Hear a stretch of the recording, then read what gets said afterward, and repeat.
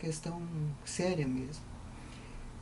De novo, de uma certa confusão, digamos, de psicanálise ou com filosofia ou com literatura, né?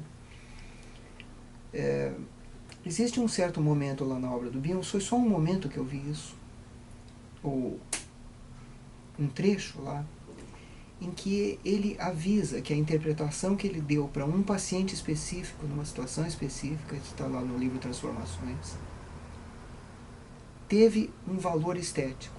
Era uma transformação mais estética. Mas com isso ele não estava estabelecendo uma regra de interpretação, né?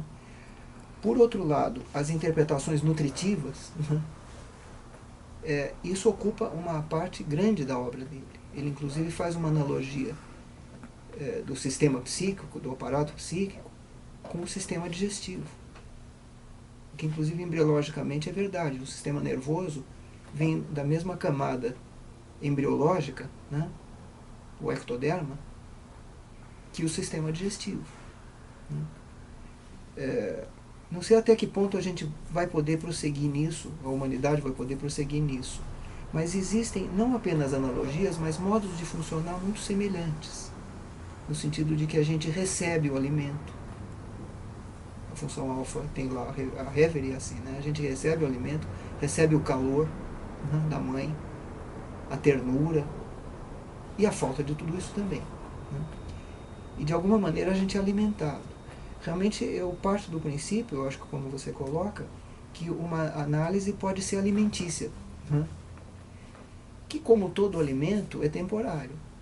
Ninguém come alguma coisa e depois não precisa comer mais, tá certo? A gente digere aquilo, parte joga fora, né? E parte vira energia, né? O ciclo de Krebs vai lá para o fígado, ATP, né? É como os biólogos falam. Eu acho que isso ocorre com a psicanálise também, ou com o que a gente vai falando. Mas houve algumas questões aí, que novamente eu acho que são mais questões institucionais ou políticas, né, em que de repente tem uma tendência a enfatizar muito um certo aspecto, e às vezes um trecho do que uma pessoa escreveu, só como exemplo, e aquilo vira como se fosse a teoria inteira da pessoa, né? Sua pergunta era um pouco mais complexa, tinha algumas coisas que eu queria aportar, mas eu não sei se eu lembrei. Os perigos de você, da construção lembrei. da análise junto com o paciente, né? Realmente existe uma construção lá, né? O Analisando traz para a gente, quer dizer, o primeiro material nutritivo que existe e que a gente pode ser nutritivo e pode também ser visto do ponto de vista sexual. O paciente traz alguma coisa, isso é fundamental, as coisas têm que vir do paciente, é fundamental, é o início, né?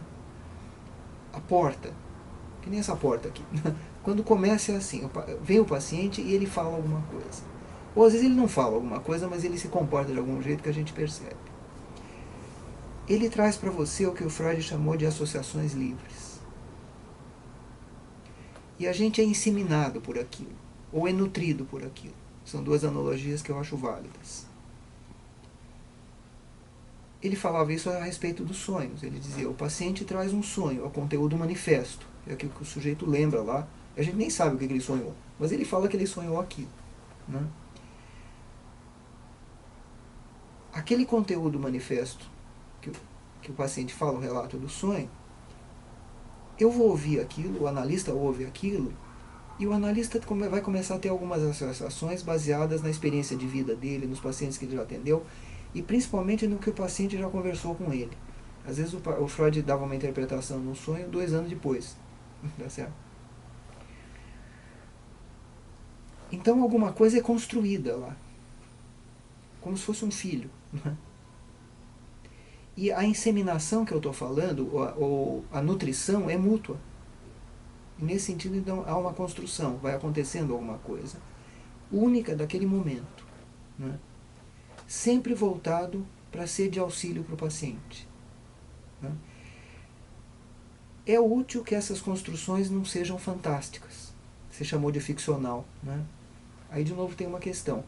Alguns personagens ficcionais são mais reais, né, nas formulações dos autores do que um monte de gente que a gente vê aí que tem certificados oficiais emitidos pelo governo, né?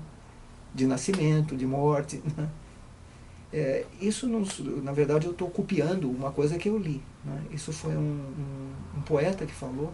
Esse poeta estava falando da obra do Shakespeare, né? Um outro poeta inglês, o Shelley, em que ele falava: não existiu nenhum Hamlet, mas o Hamlet é real.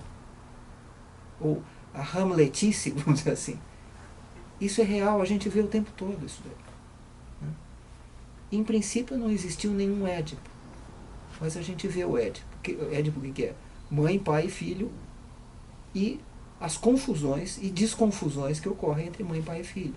Né? Novamente, são formulações verbais ou modelos.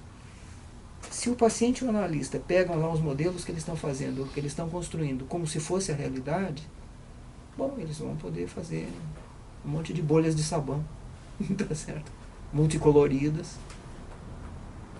E às vezes fica se entretendo lá uma conversa. Agora eu vou usar uma coisa que foi o jeito que o Shakespeare usou. Palavras, palavras, palavras, palavras, palavras. Uhum. Você falou da associação livre, né? Eu fiquei